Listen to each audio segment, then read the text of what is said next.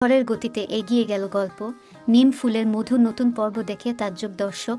জি বাংলার বেশ জনপ্রিয় সিরিয়াল হয়ে উঠেছে নিম ফুলের মধু।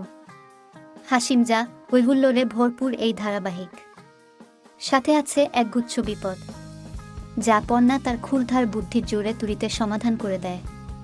পর্ণা এক ফুটফুটে মেয়ের জন্ম দিয়েছে দত্ত বাড়িতে, এখন সেই নিয়ে চলছে উৎসব।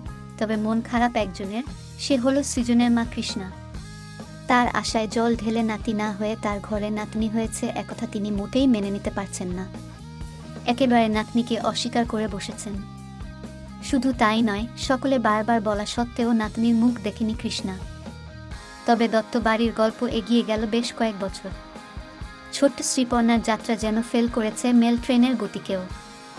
মুখে ভাত থেকে হাতে খড়ি, তারপরেই তার স্কুল জীবন শুরু। একেবারে গড়গড় করে গড়িয়ে চলছে দত্ত বাড়ির সময়।